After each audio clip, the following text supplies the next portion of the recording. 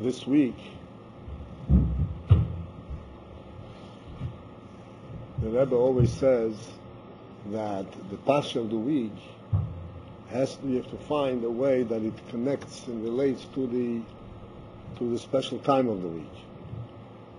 And this week, this is most obvious. Speak about the Parsha.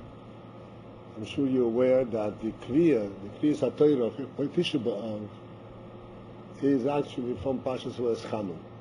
It's from this week's Parsha.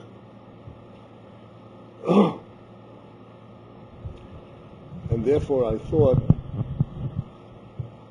since we draw our insights from the Parsha, so it would be appropriate if we discuss this whole union of Tisha B'Av, the Churban, the Golus, and ultimately the anticipated Geula.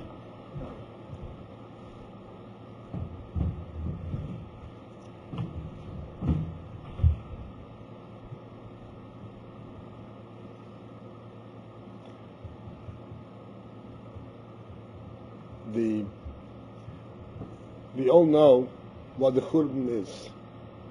And the Parsha in this week says, it begins in saying that when you will settle in the land and you will be fruitful and multiply and you will increase in numbers, and then you will become so settled, you will become so accustomed to your life that you will lose sight of what you stand for and why is it that you are in Eretz Yisrael. And then you will fall back and you will start imitating the nations around you, and you will go down to idol worship and so forth. So Moshe Rabbeinu says, I am warning you, and I'm setting up, so to speak, two very trustworthy witnesses, the Shomayim V'Oretz, the heavens and the earth, that you should know that you will lose your land. You will be driven out of your land. And Hashem will disperse you. What disperse means? Spread you out. Vehefitz. He will disperse you among the nations. And there you will end up in the service. You will be serving other nations who worship idols. That's how the Torah describes it. And then you'll wake up. And you will turn back and you will want to come back to Hashem. And Hashem will bring you back. This is the synopsis, in brief, of how the Churban is described in this parsha.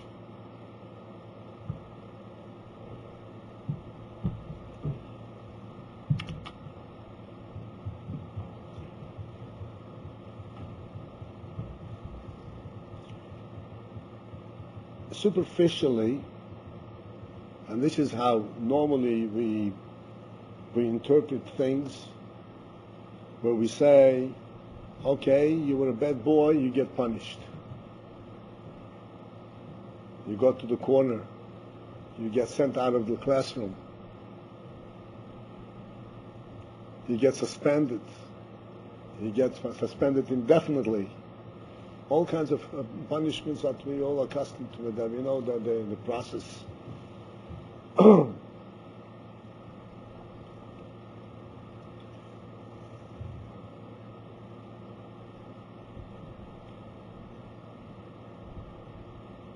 But here we have something different. Because in the very same context, where it describes how Hashem is going to disperse the Jewish people from the Jewish land into the diaspora, amongst all the nations, he also says with the same assurance, with the same certainty, that ultimately you will then turn back and you will come back to Hashem.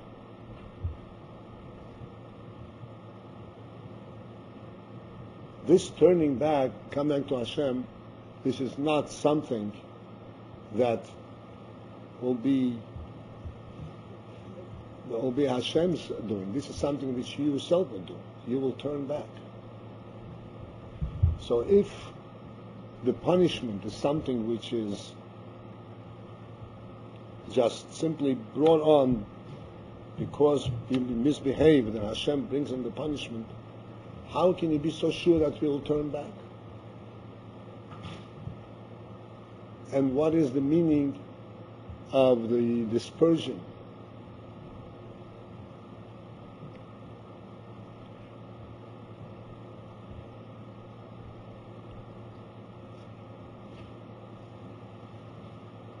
I'll step back from this and just discuss a little bit the phenomenon of Tisha B'Av.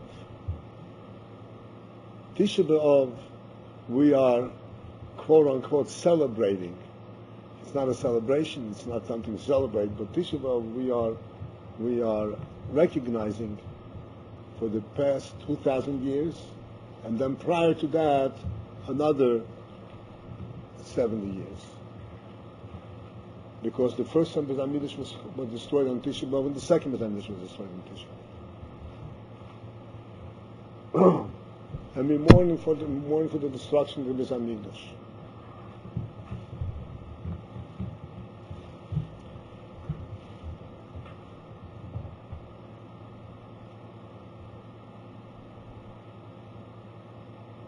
Mourning, for instance, in Halacha, a person is obligated to mourn for the loss of certain relatives.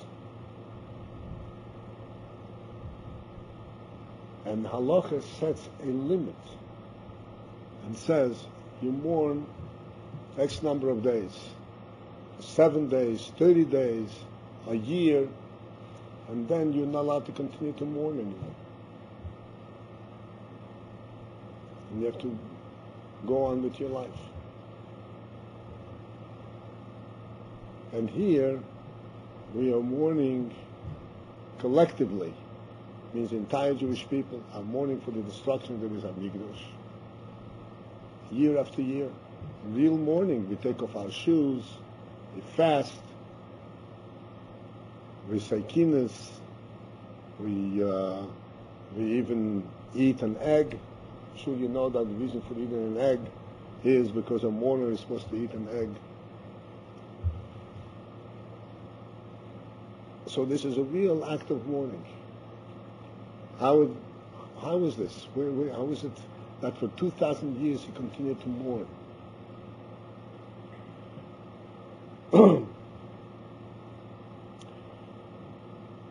By Yaakov Avinu, when Yaakov lost Yosef, everybody's familiar with that episode? When Yosef was sold by his brothers into slavery to Egypt, and Yaakov thought that Yosef was killed by a wild animal, by a wild beast. And Yaakov, it says by Yisabel, he was actually mourning. And no matter what comfort his family was trying to give him, he could not accept. He couldn't calm down. And in mourning, it says for Yaakov, Yomim Rabim, many years.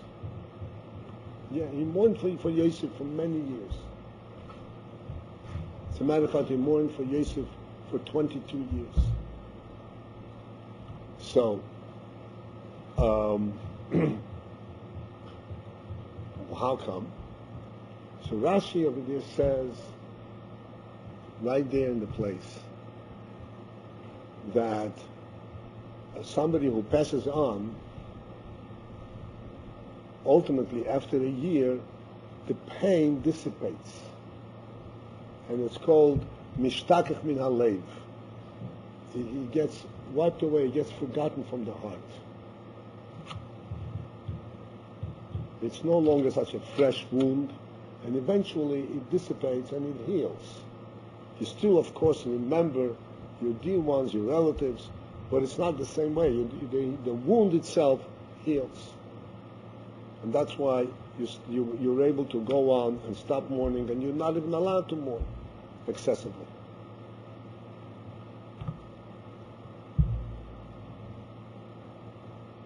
So by Yankov, however, Yankov was mourning for his son Yosef because he thought that Yosef has died. But in fact, Yosef was alive. And therefore it says that someone who is dead, Chazoko, the Mishtakach Mi'alev, then there's in the nature that Hashem has put in human life, human heart, that Mishtakach Mi'alev, he gets forgotten. The wound gets healed. But if somebody is mourning somebody who's alive and he thinks he's dead, he can't forget him because he's really alive. And he really has a connection to him. He feels his presence.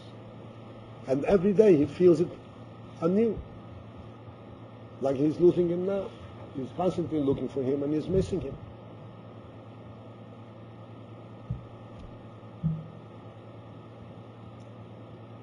And that's why Yankov's mourning went on for 22 years. Until Yosef was found.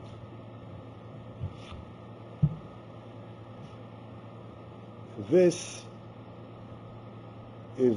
explains our mourning for the Beis Hamikdash. The Beis Hamikdash was destroyed, and we were dispersed from Eretz Yisrael. The very fact that we continue to mourn indicates that even though physically the Beis Hamikdash was destroyed, and physically we were dispersed from Eretz Yisrael, but we did not lose our real relationship to Eretz Yisrael, and we did not lose the real sense of having a Beis Hamikdash. And therefore, as it says, that actually every day one should consider, should recognize that the Beis Hamikdash is being destroyed right there at this moment. Because really it's a living Beis Hamikdash that we don't have. That's being destroyed.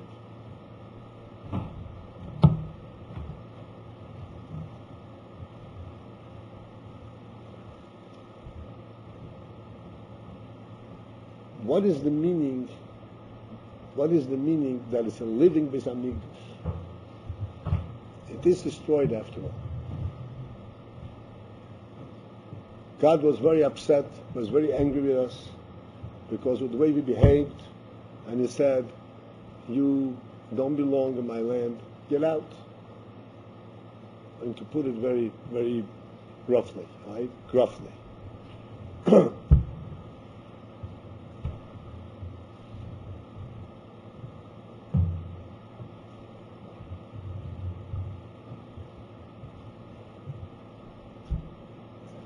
So what does it mean that the Beis Hamikdash is still there? What does it mean that we're still connected to it? And we still live with it, and it's still alive in our minds and hearts. And that's why we cannot stop mourning for it. And this is vivid, so to speak, in every Jewish heart.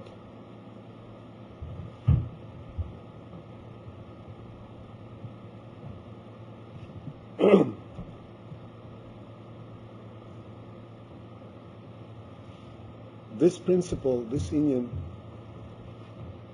will be understood if we also examine and try to understand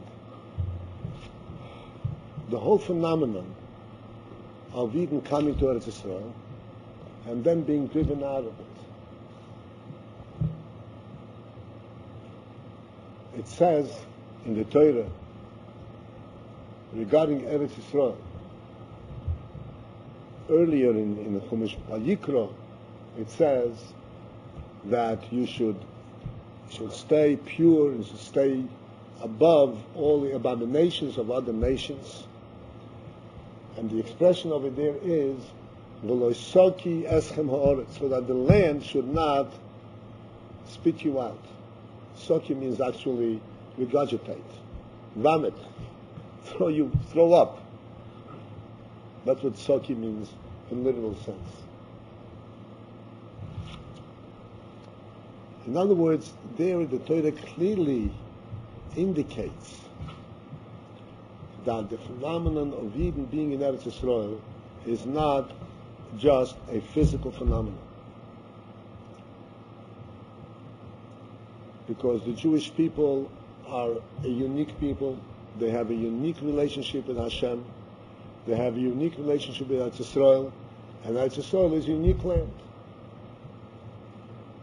Even though superficially it appears just a bodily and a physical destruction, but in fact it actually represents something completely different.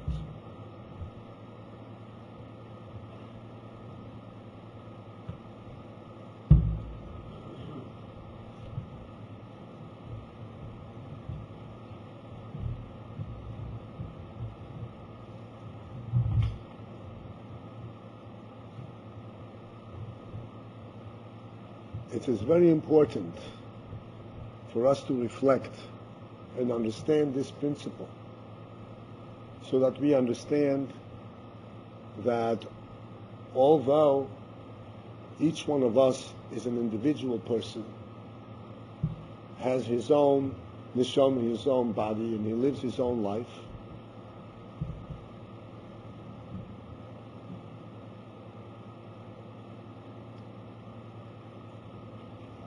and it's a physical orientation. He needs his own room, his own food, his own house, and so forth. But really, there is something completely different going on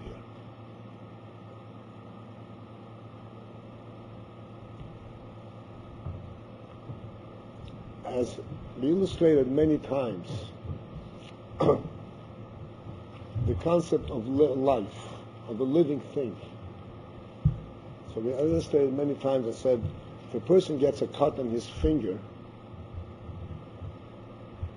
and then he puts a Band-Aid on, and if a couple of days later it heals like nothing happened, the reason that it heals is not because the molecules reconnect.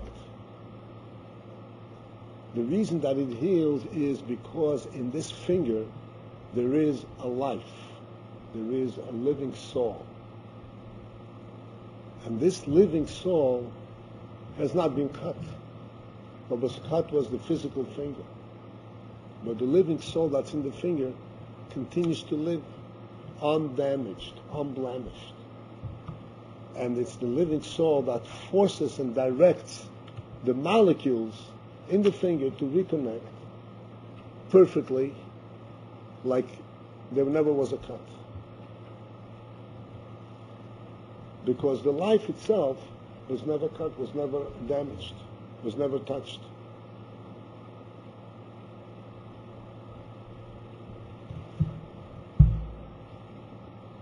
The relationship that the Jewish people have with Hashem, as we said before, is a very unique relationship.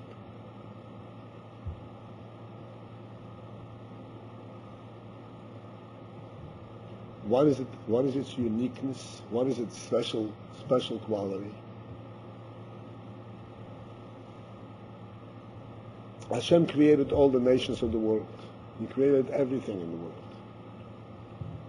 But everything Hashem created, and they become separate entities, and they represent themselves. They live for themselves, essentially. The Jewish people, Hashem had chosen, selected from amongst all the nations, and He declared the Jewish people as His people, which means that the Jewish people in this world represent Hashem's presence in this world. The soul, the life force, the neshama of the Jewish people is Hashem directly.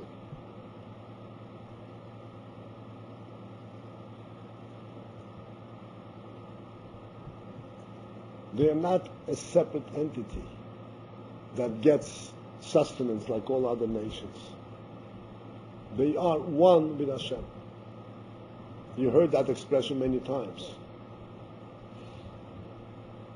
But the union that they are one with Hashem is not just a conceptual thing, but it is a very practical thing. That this is how the Jewish people live, and this is what they stand for, this is what they represent.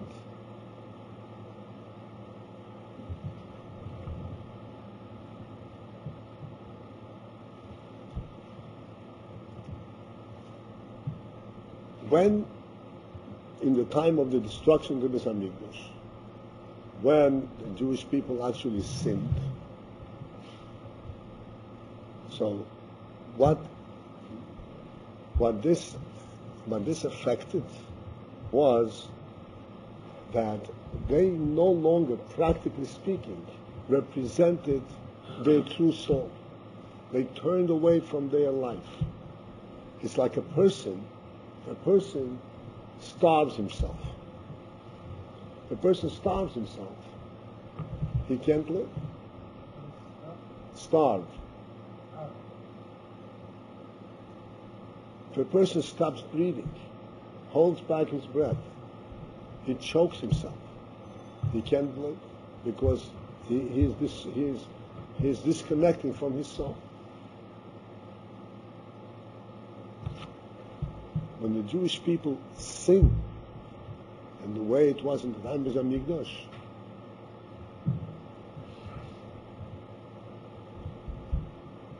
they were no longer, they were breaking away from Hashem, meaning that they're not representing Hashem in their way of life. And therefore, the result is like this. It's just like we said before in the cut in the body. The body was completely damaged because the body no longer is able to contain the soul. Just like a sick body. A sick body cannot contain the soul. The soul is still well and healthy, but it can't hold the soul. This is why there was the Churban Beis Hamikdash. Not because Yidden were thrown away from the Meibash. It's not like a separate union of punishment. But they were no longer able to contain that neshama. But the neshama is still there.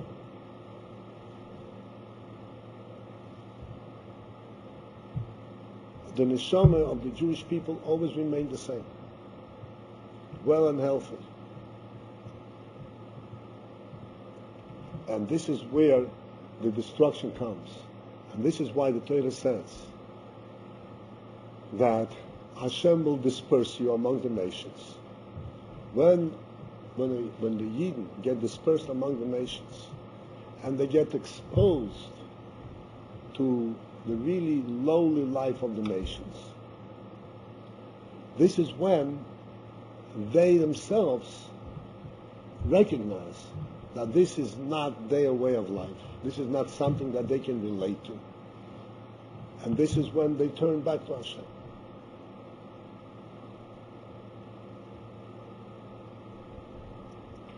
So that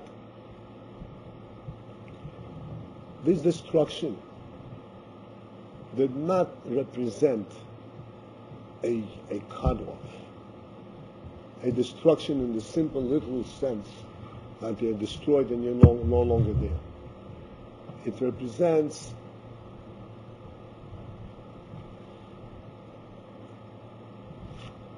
a state where the neshama is kind of separated from the guf, but the neshama still hovers over it.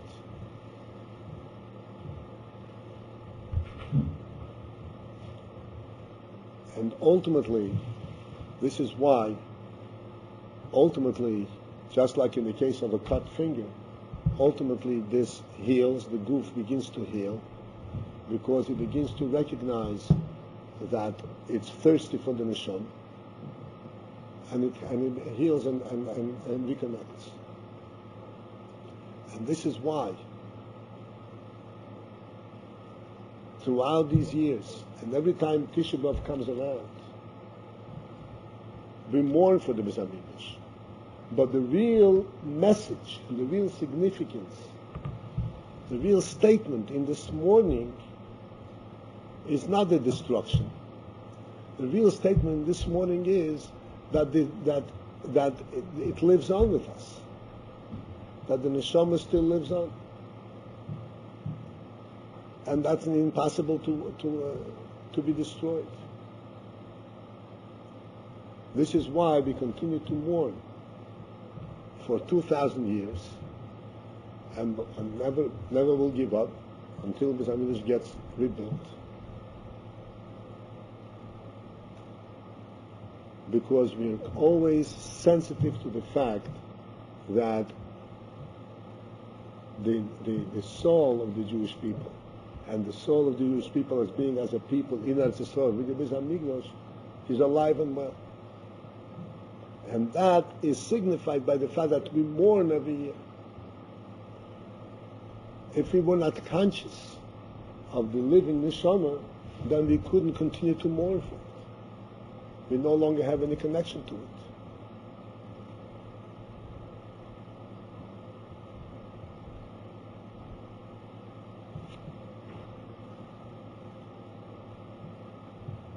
Having said that, and this, I said, this is basically what it says in the Parsha and the significance of Tisha B'Av. I want to come back to speak about ourselves.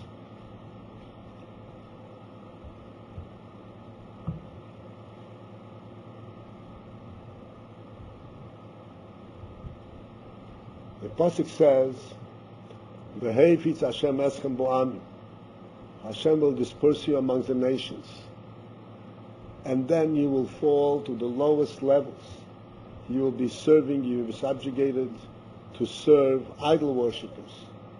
And in that low state, this is when you will recognize who you really are, and you will come back.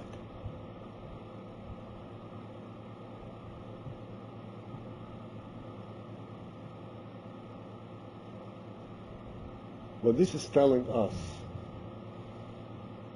and us, I mean us right here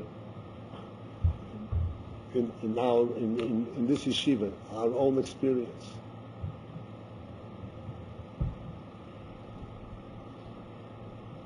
Here we are, coming from the dispersion, coming from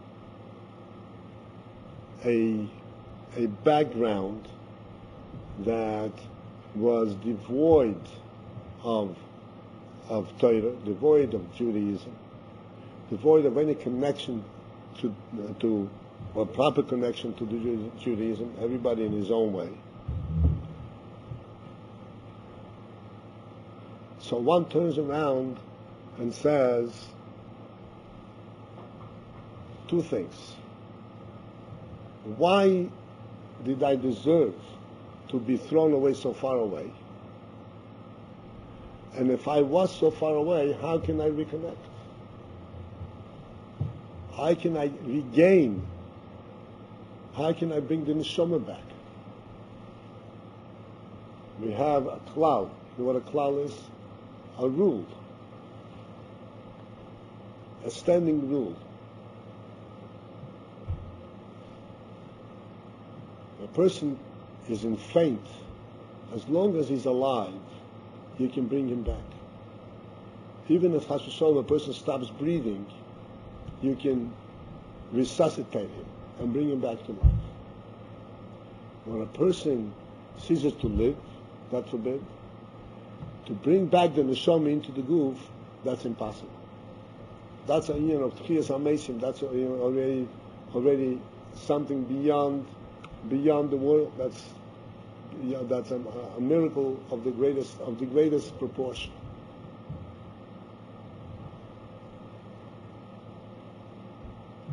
Every Yid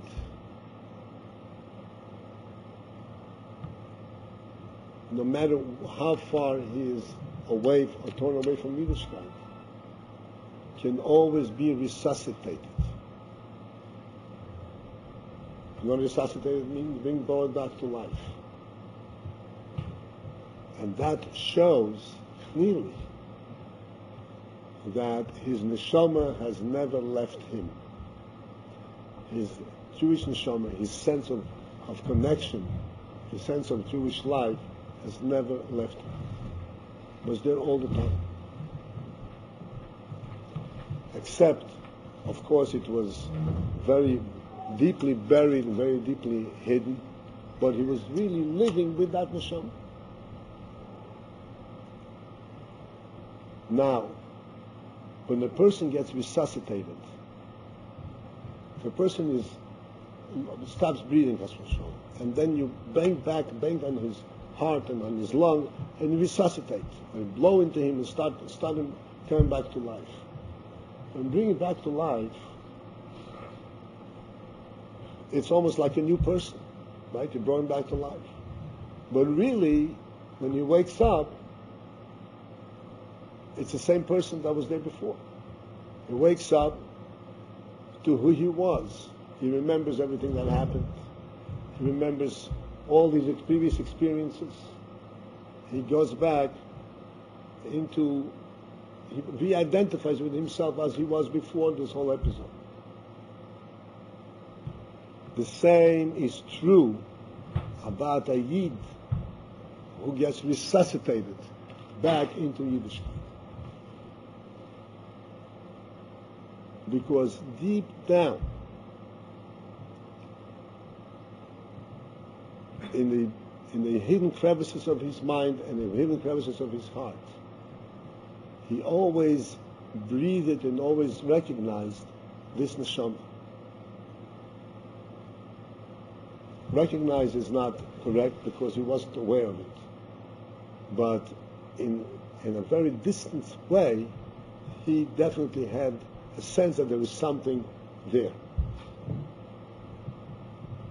And therefore, when he gets resuscitated, it's not like a new person coming to a strange land and he has to start life all over again. He comes back and he can quickly reorient himself and quickly re-identify with what being Jewish means. Because that meaning of being Jewish was never too far away from his mind. He always essentially was conscious of it, always had a connection to it. So, the bottom line, just as in the general picture, when we come to Eretz Yisrael and we rebuild the Beis Hamikdash, we will all be aware that we're coming back to our land and we're building our Beis Hamikdash. It's not something new, something that we belonged there from before. The same thing, a Yid who comes to Yiddishkeit at any time in his life has to know this principle, that even though he's coming from a distance and he was dispersed and there were so many different effects, negative effects, that ultimately woke him up to his Yiddishkeit, but when he comes back to it, he comes home. He does not come to a strange place and he has to relearn his life. On the contrary, he's really coming home. He really belongs where he is now come. He is then going through the challenge of, just like Eden, when Eden came out of Mitzrayim, and they were declared a godly nation. You know from the Chumash that it was a whole struggle. Many times during the period in the desert, Eden said, let's go back to Mitzrayim. under various circumstances. Let's go back to Mitzrayim. Even though they are now a completely different nation, they were given a Torah, they were identified as a separate nation, they were given a completely new life, and yet, because of all those experiences, it was very difficult to make a complete cutoff and to sever that relationship. They were always drawn back.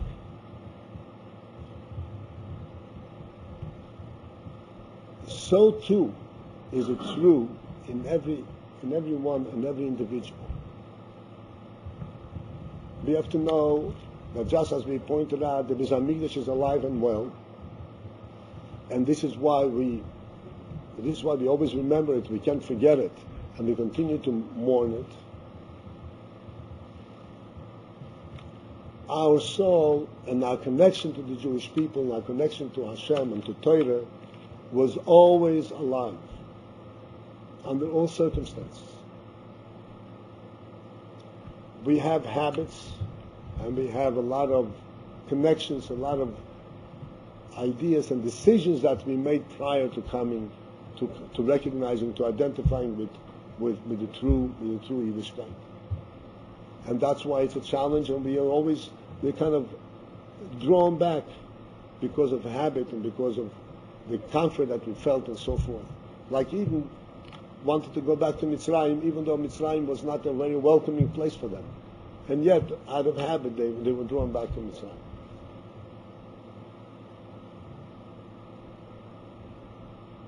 But the underlying reason for that is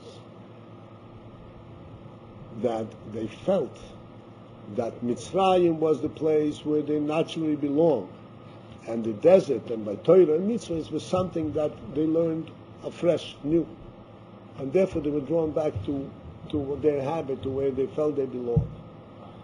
This is why it is important to recognize that a Yid does not belong in Golus. Hashem dispersed us in order that we should be shaken up and recognize where we are, recognize how strange this life is for us. But we don't belong there. We really belong in a life of Torah, and we always belong. We should recognize that we are coming home, and it's not that we are now in a strange place. On the contrary, we're in a place where we always belong. And the struggle that we have with our habits and with our memories and all that, that's when we're struggling with a strange life. That's when we're struggling with something which a stranger that's pulling us where we don't belong. So even though consciously and from our experience, this is where we are, but in reality, as we said before, the neshama was where it was.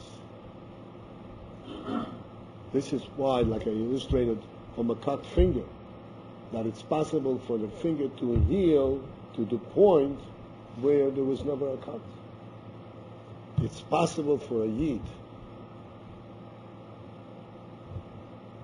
a Baal Tshuva, so to speak, Baal Tshuva, one who comes back, to heal the wound of diaspora, the wound of exposure, to the point where there is no seam. You know what a seam means? There's no line. You can't tell at all that there was some reconnection, because he always was there. Because in deep down, this is what he lived with all the time. This is what his life was.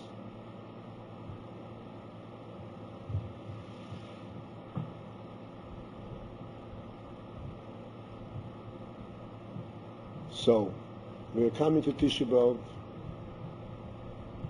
I don't know, some of you it's probably the first Tisha B'Av, some of you it's not the first Tisha B'Av. You have to remember, Tisha B'Av signifies the living Yiddishkeit, not the destroyed Yiddishkeit. It signifies that the living Yiddishkeit on a national, on a general sense of the Jewish people. And it also signifies and reminds us that we individually also, even while we're in Golus, we're still connected and fully alive as Yidden. And all the effort that we do and the work, the hard work that we put in to understand Yiddishkeit, it is breaking through and getting back home. It is not getting into a new and something, a strange place. And as difficult as it is, one can never, should never think, chas v'sholom, and say, oh, this is too difficult for me, I don't belong there. That is a complete lie. Because every Yid belongs there. Before he even starts. And anything that comes to interfere with that, that's a stranger's interference.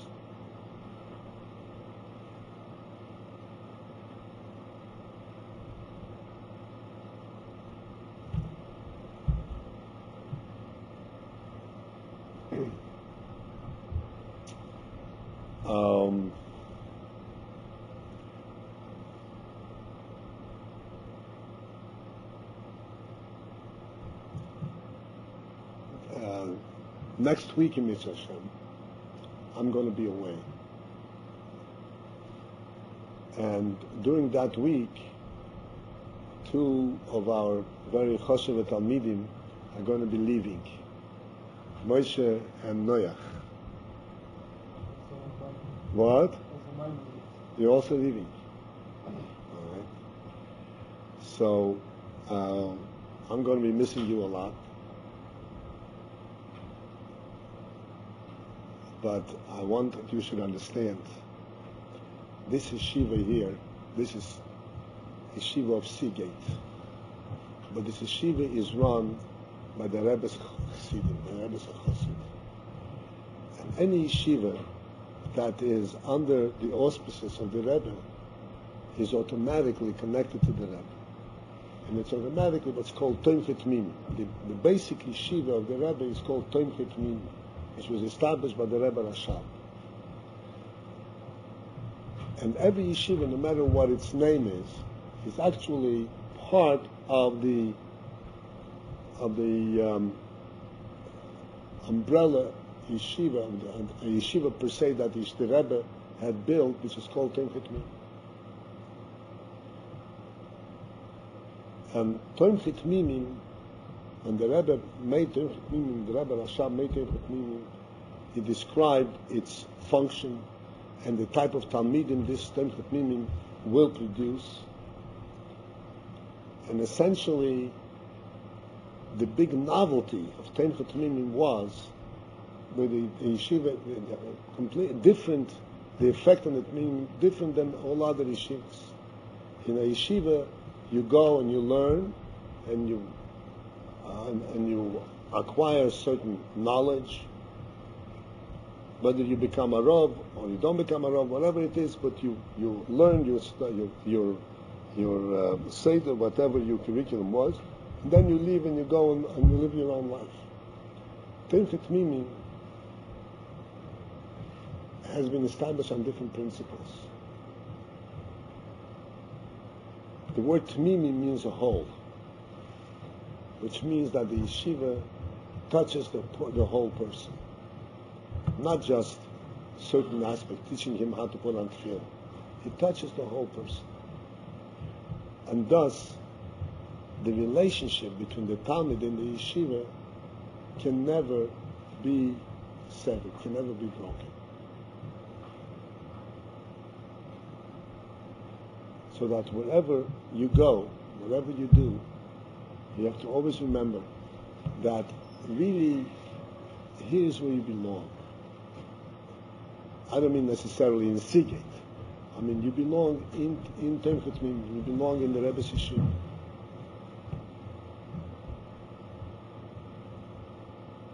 And this is part of the diaspora, part of the Vehepis, part of the dispersion.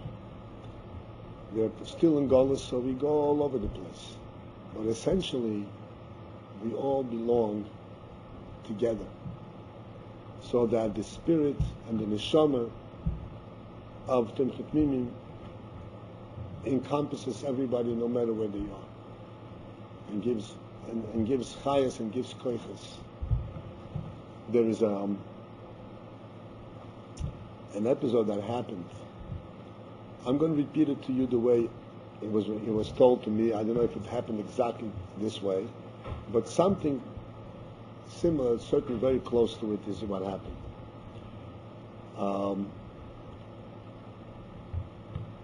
Someone approached the Belzer Rebbe. The Belzer in Eretz Yisrael, there's a big group that are associated with Belz. Belz was a town in Poland. And there was a Belzer Rebbe, and the Belzer had very big Rebbes. Shon Belzer Rebbe was a big Rebbista. The previous Belzer Rebbe was a very holy man. And now is a younger Rebbe. So someone approached the Belzer Rebbe, one of his chassidim, and he said to him,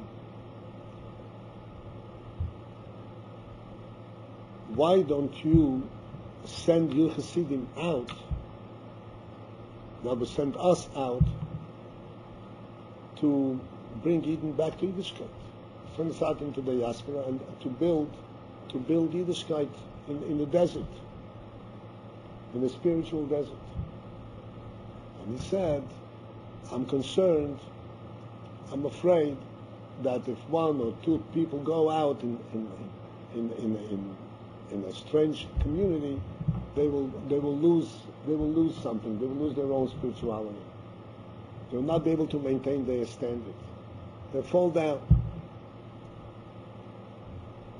So this person, as the Belzer Rebbe said, but Lubavitcher does it. Lubavitcher Rebbe sends his chassidim away, and they don't fall. On the contrary, they build up whole communities. They build up whole communities. If you can go to Midwest someplace, all of a sudden you go into a place hidden with kapotas, with gartlech, and these are all lawyers and doctors. So why the Lubavitcher is doing it? So the Belzer Rebbe answered, a Lubavitcher, wherever he is, he's in 770. You understand that? Wherever he is, he's still in 770. He never moves out of 770.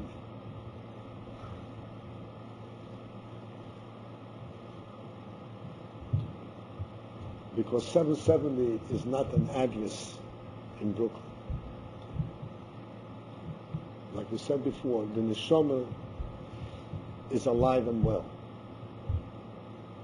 It can never be damaged, can never be affected by the golus, by the destruction, by whatever. And Ayid is always connected.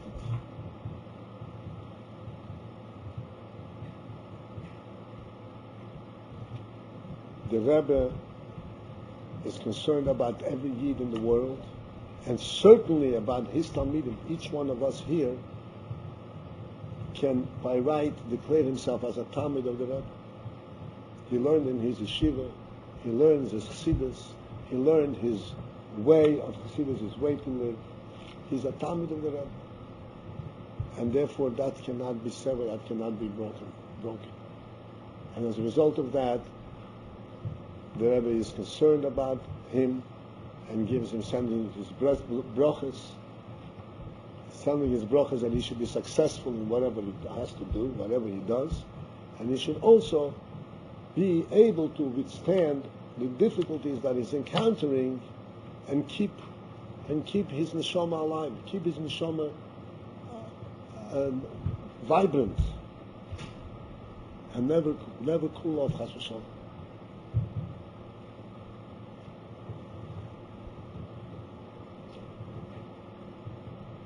You have to understand that what we get here, what we get in the Chassidish Yeshiva, in Bamrema Yeshiva, this is permanent. This is the real thing, because as we said before, it connects to the real neshama of the Yid.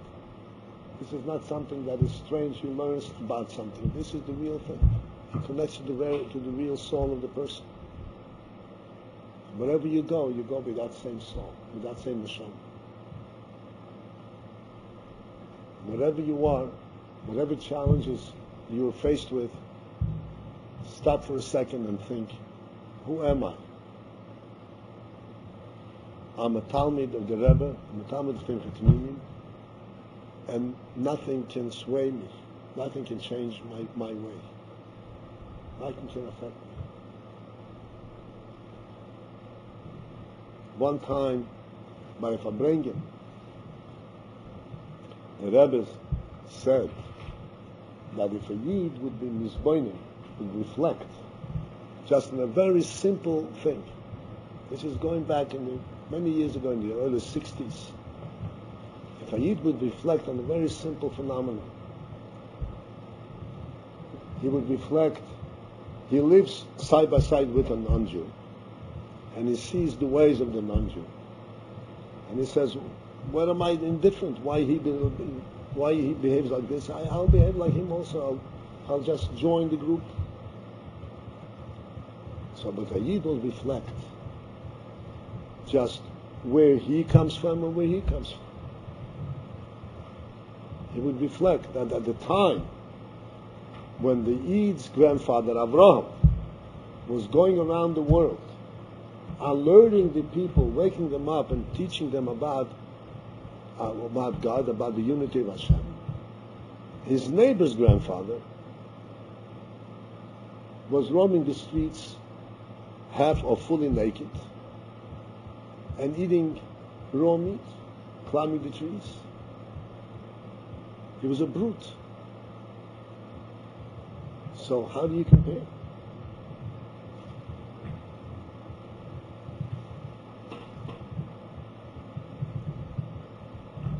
This extends itself throughout the ages, and it extends itself right here in our experience on our day here. Anyone who experienced a yeshiva life in general, and particularly in the Rebbe's yeshiva, and here in this yeshiva everybody is aware that this is the Rebbe's yeshiva, aware of their connection to the Rebbe. There's no way that one can lose. The Rebbe for sure will not forsake. But no way that one can forget, should allow himself to forget and think, I'm like my neighbor. I'm not.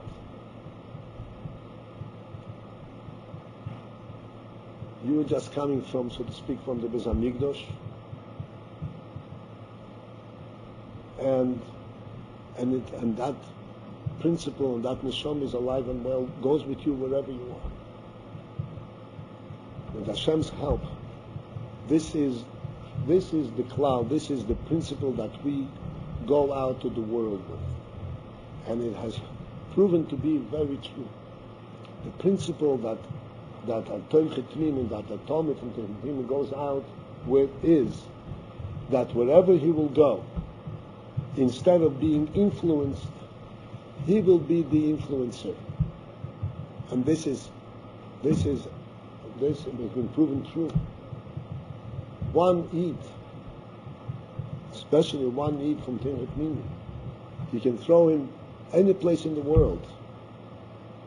After a while, there's going to be a group around him. After a while, there's going to be Yidden who are going to learn Chassidus. Instead of him, as shown, being influenced, they will very quickly be influenced, because he has a different aura and different life and different soul going with him. I know that no matter with what resolutions a person goes out, he's still going out into the world. He's still going out to people and being amongst people who are not going to share his convictions. And there's going to be difficulties. We have to remember who we are. Remember that you're always connected. In Nebish's Hill, you will be successful not only in your own thing, but also in your task to influence others, and ultimately to bring the Geula Shlema of the Klal Yisrael for the whole Jewish people. This is also one of the reasons for the dispersion. To bring the Geula for Klal Yisrael and for the whole world. The whole world is waiting for the Geula. The world is falling apart. The Gemara describes our time in the oddest ways, and they're all coming true. We have a time that is blessed with such abundance. You know, you're talking about 100 years ago, people went hungry.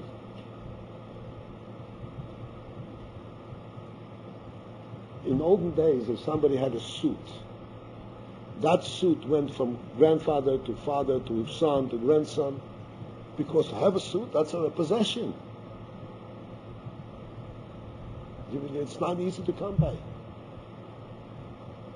The world is blessed with abundance in every respect, in every angle, in everything that you would think.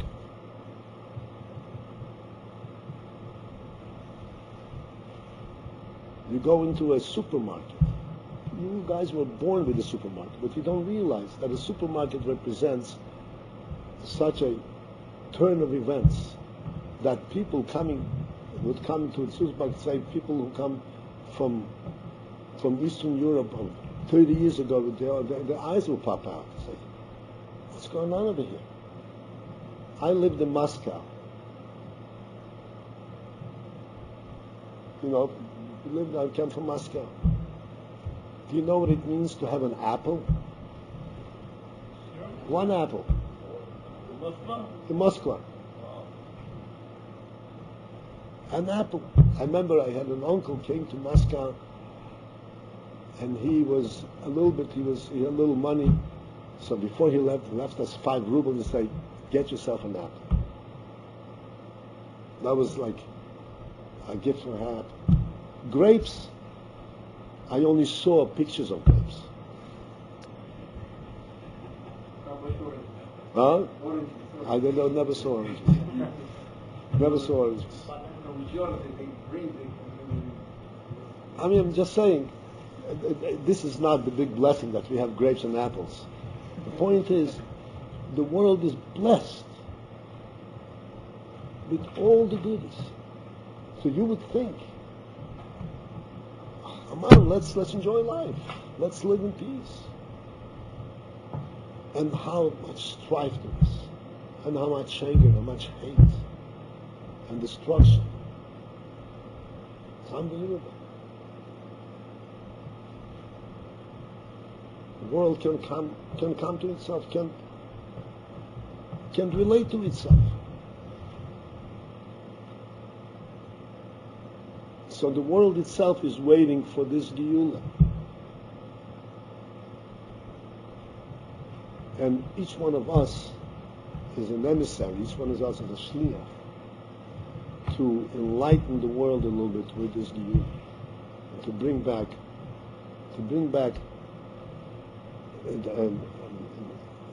the neshama to the world, to bring the neshama back to the world, to sound living again.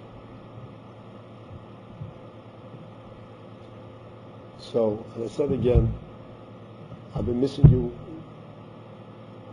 personally, but I'm wishing you, I'm hope to hear from you very good reports.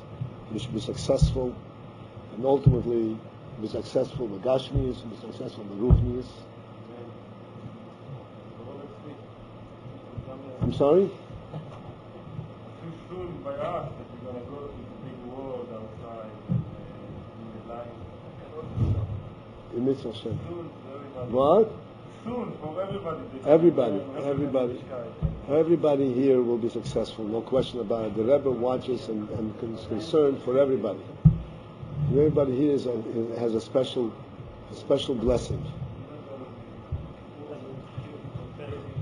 And you should have all an easy fast, if in fact they're going to fast. And an easy fast. And you should remember that Tisha B'Av represents both the destruction, but also that it's not a fatal destruction. It's not complete. It's still alive. And this is why it's kept alive in our minds and hearts. So therefore we should relate to the living Beis HaMikdash, not to destroy one.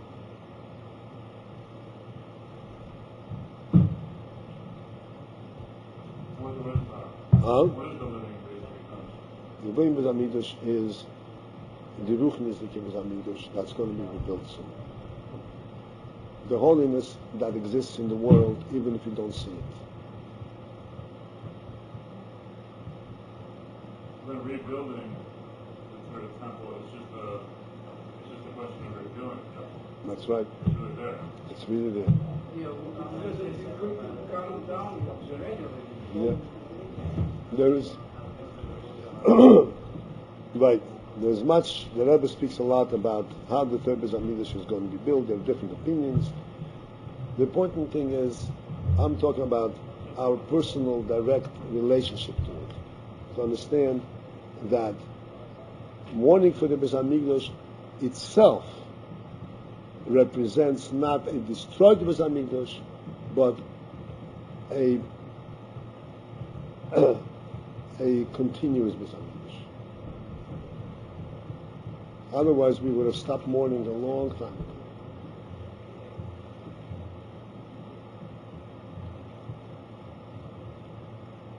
Okay? So be well. I said, once you have an easy fast.